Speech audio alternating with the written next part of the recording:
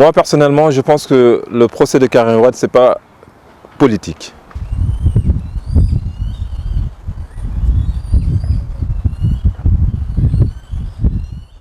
Karim, c'est un Sénégalais comme tous les autres Sénégalais, hein. Il n'y a pas de favoritisme.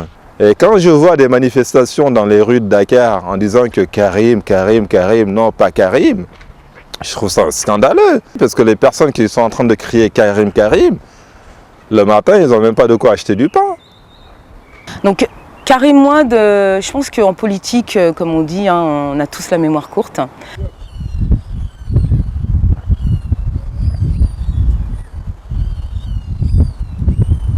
Quand il le critiquait, quand il avait plusieurs postes, on peut pas, il y a des conflits d'intérêts. Je suis désolée, à un moment donné, la justice, elle est pour tout le monde, que ce soit pour Karim ou pour un autre Sénégalais. Après, pour 2017, s'il se présente et s'il est élu démocratiquement, on n'aura rien à dire, forcément. Moi, personnellement, voilà, je suis pour la démocratie, le peuple aura parlé. Le procès de Karim Wade, je pense que c'est quelque chose qui est utile parce que ça montre que bon, la justice fait son travail.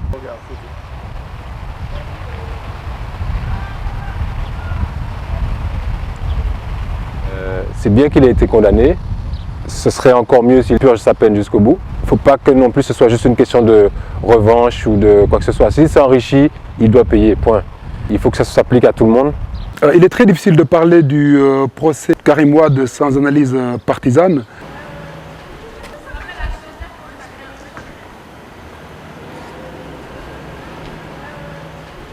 Moi personnellement, j'ai fait partie de ceux qui au début considéraient que Karim Wade devait rendre des comptes.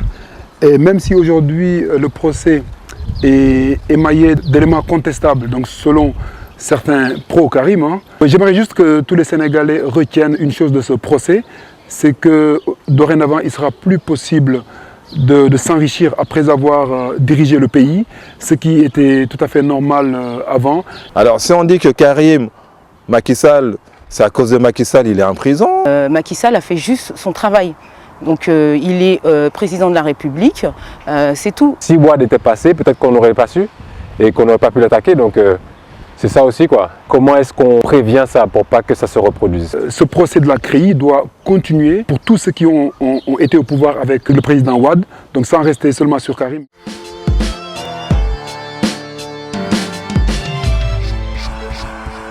Moi personnellement, je suis plus un mécène, mais en tant que sportif, je dirais qu'avant ce combat-là, Balla Gaye, bon, on le savait tous, hein, il parle beaucoup, c'était vraiment un combat de gladiateurs. Et c'est vrai qu'au final, le meilleur c'était Eumeu Sène. Eumeu Sène, c'était vraiment c'est un combattant, c'est un professionnel et c'est quelqu'un qui reste pro du début jusqu'à la fin. Je pense que les jeunes qui sont dans la lutte devraient prendre exemple sur Eumeu Sène. Balla Gaye en bassin. Moi personnellement, moi la lutte, j'adore le sport, hein. J'en fais, je fais du jogging, j'ai toujours fait du sport, il n'y a pas de souci. Mais c'est vrai que moi la lutte c'est pas quelque chose qui me... Voilà, que j'adore, mais bon je respecte, hein, je respecte. Moi j'aime bien tout le folklore qui est avant, je veux dire la danse, comment dire, ce que ça représente, les gens, ils sont heureux. Alors, ce que j'aime pas c'est le côté marabout, on va voir un marabout, donc c'est le meilleur, il prend une bouteille, je sais pas ce qu'ils mettent dedans, avant le combat ils se le versent, et puis ils sont là, oui moi je vais être le plus fort, c'est mon marabout. Enfin bon bref, en général en fait c'est le travail. D'abord tu t'entraînes, tu travailles et t'aimes ton sport. Je pense que là, voilà, tu vas y arriver. Les seuls moments où je regarde la lutte, c'est quand je suis chez des Sénégalais à Paris. Parce que là, tu es dans l'ambiance, tu peux arriver dès le matin, tout le monde prépare. Et puis, c'est tout ce qu'il y a même autour de la rencontre quoi, qui est intéressant. Ce qui est bien dans la lutte, je pense que c'est quelque chose qui est purement du pays, quoi. Donc ça, même si ça ressemble à d'autres luttes, quoi, mais la lutte, c'est vraiment le sport numéro 1, je pense, au Sénégal. C'est bien qu'il faut soutenir ça, que c'est bien que ce soit populaire, que les gens regardent ça où qu'ils soient dans le monde. Moi, je suis pas connaisseur, mais j'admire ça, quoi, de voir que les gens ils se mobilisent partout pour suivre les matchs, quoi. Bon, je reconnais que j'étais pour Balla Gaye. Donc j'étais pour Balla Gaye parce qu'en tant que roi des arènes, il a entrepris beaucoup d'actions en dehors donc de l'arène, spécialement ses actions donc en Casamance. Il s'est beaucoup mobilisé pour la paix en Casamance et j'apprécie vraiment quand des sportifs se donnent des initiatives et donc raison pour laquelle aussi j'ai encore plus supporté Balla Gaye. Mais bon, Eumeu Sène a bien travaillé pour faire tomber quand même Balla Gaye, il faut le faire. Pour moi, il a quand même ce mérite et je le félicite pour ça.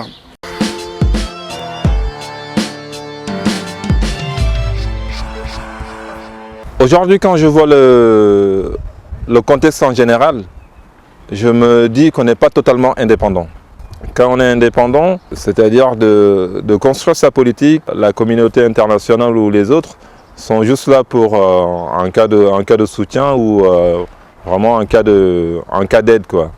Officiellement on l'est, mais officieusement on ne l'est pas. Ça c'est clair, net et précis. Ça m'a frappé quand je suis allée au Sénégal. Et encore aujourd'hui, même la chanson d'Alpha Blondy, qu'est-ce que l'armée française fait au Sénégal? Moi je pense qu'aujourd'hui on ne peut pas parler du tout d'indépendance. Je dirais que la France, les États-Unis, la Chine, tous ces pays-là sont indépendants. Et la preuve, quand on voit comment ces pays sont dirigés, on sent vraiment la différence entre eux et nous. On ne pourra pas parler d'indépendance tant qu'on n'aura pas cette liberté totale de diriger nos pays comme on le sent. Oui, ça fait 55 ans qu'on a l'indépendance sur le papier, mais dans les faits, en fait, c'est ça qui compte, je pense. Donc peut-être que chaque année, ça devrait être l'occasion aussi de se demander, qu'est-ce qu'il nous reste à faire? Qu'est-ce qu'il reste au Sénégal à faire pour vraiment être indépendant? On a les richesses, on a les ressources, on a vraiment tout ce que ce monde a besoin pour vivre, pour faire avancer les choses. Mais on a toujours du mal à aller de l'avant. Qu'est-ce que l'armée française fait au Sénégal? Ça, c'est cette question que je me pose. Je veux dire, c'est comme si on disait qu'aujourd'hui, il y a une base militaire sénégalaise en France. Donc elle n'y est pas. L'indépendance, je pense qu'elle est pas encore là. Je pense qu'il faudra encore quelques années. Ce qui est encore mieux, c'est de réfléchir à chaque fois à ce qui nous manque, ce qui manque au pays pour être indépendant vis-à-vis de l'ancienne puissance colonisatrice et des institutions financières. Parce qu'il n'y a pas que la France aujourd'hui qui veut son morceau de Sénégal, quoi. Il y a toutes les institutions, il y a l'Asie, il y a plein de pays, quoi, qui lorgnent un peu tous les pays africains. Donc c'est peut-être ça qu'il faut se demander au lieu de juste fêter, quoi. Parce que si c'est pour fêter, on peut fêter tous les jours. Hein. Moi je dirais toujours que la colonisation a été une chape de plomb et qu'aujourd'hui l'indépendance c'est un plafond de verre qui flottera toujours donc au-dessus de notre tête tant qu'on ne fera pas tomber ces piliers qui soutiennent donc cette indépendance qui sont la langue et la monnaie. Et tant qu'on ne fera pas ça, je pense qu'on ne sera jamais totalement indépendant.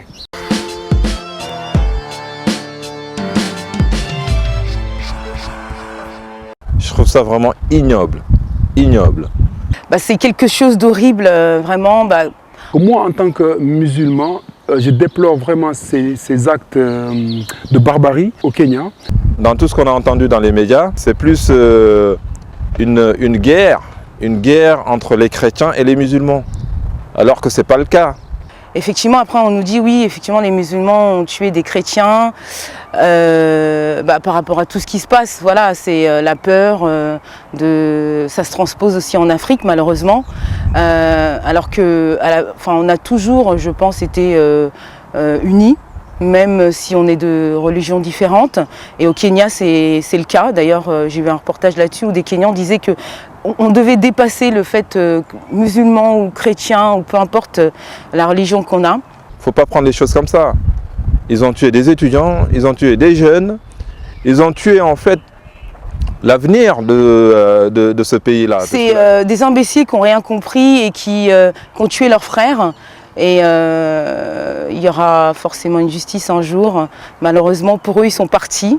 Il y a plein d'attentats qui se passent dans le monde, mais dès que ça se passe en Afrique, en fait, il faut absolument qu'on voit un festival de corps mutilés, quoi. Moi, ça me dérange profondément. Je me pose toujours la question, est-ce que si c'était ailleurs, est-ce qu'on verrait autant de cadavres tout le temps?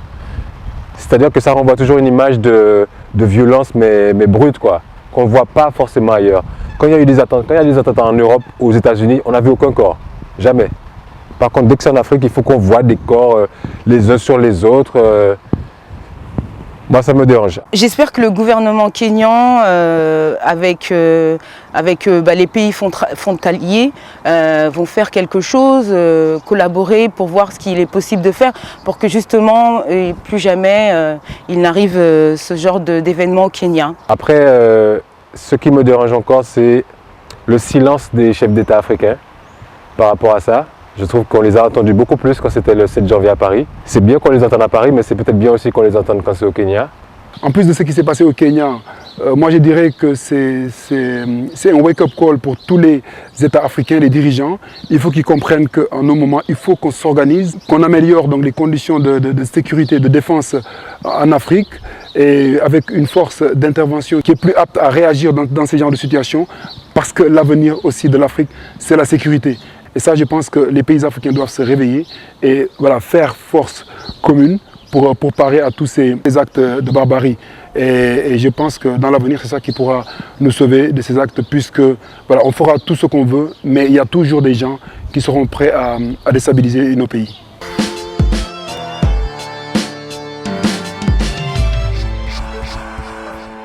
Moi, je dirais tout simplement que l'immigration, elle n'est pas qu'africaine. L'immigration, elle est mondiale. Les Américains sont partis en Europe, les Européens sont partis en Afrique, les Africains...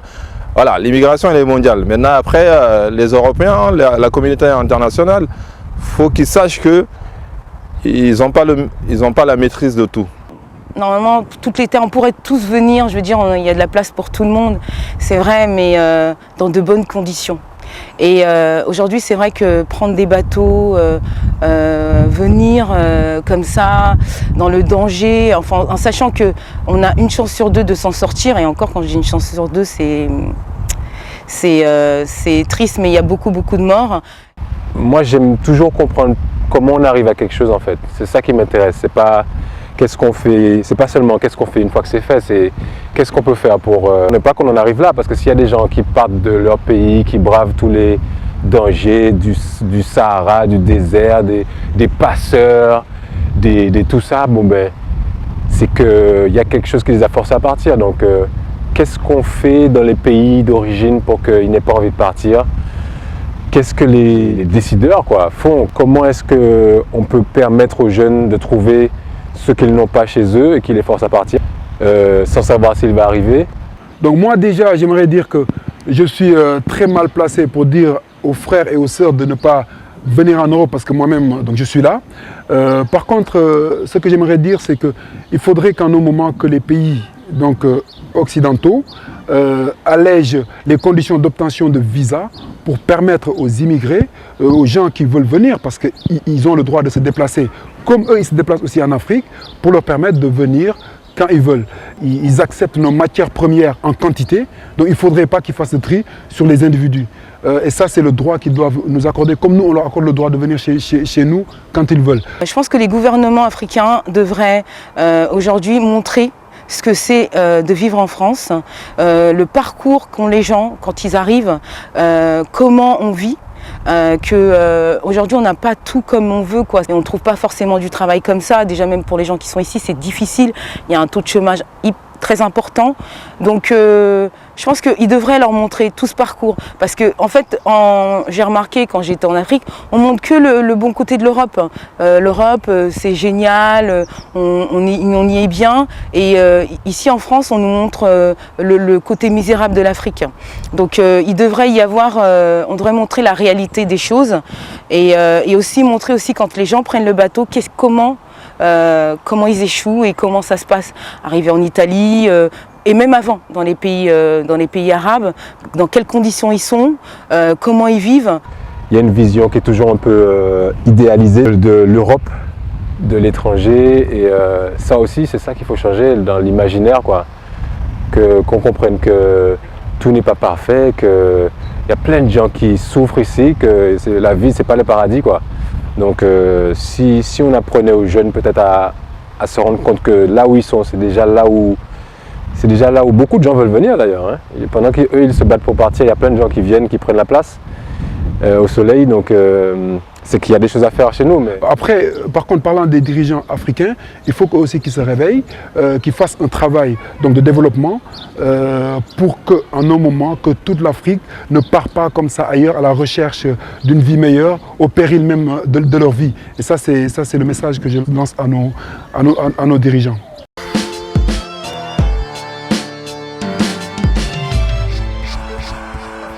Moi, je trouve ça scandaleux quand même, franchement, de toujours aller vers le blanc. Pas systématiquement toujours le blanc.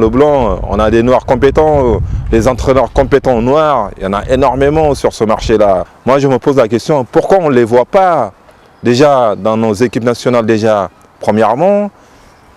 Et en plus de ça, la plupart de ces noirs-là, ils ont fait leur classe en Europe. Et c'est dommage. C'est très dommage vraiment de ne pas les voir sur le champ européen. Alors, les Noirs, les entraîneurs noirs, où êtes-vous? Sortez de votre cachette, on a besoin de vous. Mon coup de gueule, c'est tous les morts dans la Méditerranée. Je me dis, merde quoi, les Africains. Jusqu'à aujourd'hui, on en est encore là quoi, à fuir notre pays. Moi, je dis encore une fois, il ne faut pas toujours dire que c'est les Européens. Nous avons notre part de responsabilité dans tout ça. C'est bien beau de toujours dire oui, le blanc, le blanc, le blanc. Mais le noir, nous, qu'est-ce qu'on fait? On attend, on subit? Non. Quoi, il faut que aussi les gouvernements africains, pas que le gouvernement européen, fassent quelque chose pour ce fléau. Ces gens qui meurent dans la mer, c'est pas parce que eux ils ont leurs enfants dans les grandes écoles et que leurs amis, leurs cousins, qu'ils doivent rien faire pour tous ces gens, ces malheureux qui je pense par désespoir. Je pense que c'est un désespoir qui vont se noyer, enfin prendre des bateaux avec leurs enfants, parce qu'il n'y a que le désespoir qui peut faire ça. Le coup de cœur, c'est pour Fatou Diom. Je trouve qu'elle a résumé beaucoup de choses en fait dans son intervention et dans le lieu où elle a fait son intervention et la façon dont elle a fait son intervention. Le contenu déjà, il était lourd de sens, et puis la façon dont elle l'a dit, elle a, je pense, exprimé beaucoup de choses en peu de temps, quoi. Je pense qu'il y a des gens qui se rendent compte aujourd'hui que bon, il y a une grosse arnaque, quoi, et que c'est avec des interventions comme ça que petit à petit peut-être la jeunesse et puis les moins jeunes aussi vont comprendre qu'on n'a pas à être complexé vis-à-vis de qui que ce soit, quoi. Et puis que si les choses se passent d'une certaine façon, c'est qu'il y a un processus qui a amené à ça, quoi. Donc moi, ça va être un coup de cœur pour Fatou Diom parce que je pense qu'il faut qu'on entende qu'on donne la parole et qu'on entende plus des gens comme ça qui vont peut-être changer un peu la façon dont les gens voient l'Europe et l'Occident en général, quoi. Bon, mon coup de gueule, ça va parler au fait de la situation en Afrique du Sud. Parce que quand je pense avec tout ce qui s'est passé pendant l'apartheid, nous, c'est des choses qui nous ont affectés. Donc, beaucoup d'Africains ont pleuré pour ça. Beaucoup d'Africains ont soutenu les Sud-Africains. Il y a même des pays africains qui ont été base arrière pour ces combattants de l'apartheid. Il y a même des pays africains qui ont financé ces combattants. Et aujourd'hui, quand je vois qu'on est les premiers à payer de ça, je trouve ça vraiment déplorable, surtout dans le pays de Nelson Mandela. Donc vraiment, j'aimerais bien que les Sud-Africains, je ne parle pas de la majorité, je ne vais pas jeter l'opprobre sur tous les Sud-Africains, mais ce qui m'a choqué encore chez eux, c'est que je n'ai pas entendu beaucoup de manifestations, de contre-manifestations, on va dire, pour dénoncer ce que leurs compatriotes étaient en train de faire à d'autres Africains. Et ça, j'aimerais bien que les autres Sud-Africains, qui n'ont même pas fait partie de ces personnes violentes, qui se manifestent et qui permettent aux autres Africains de faire la part des choses entre tout ce qui se passe en Afrique du Sud. Katiolongno, à bientôt. Merci Anchaï, Djerejef Way. Djerejef, ba benen.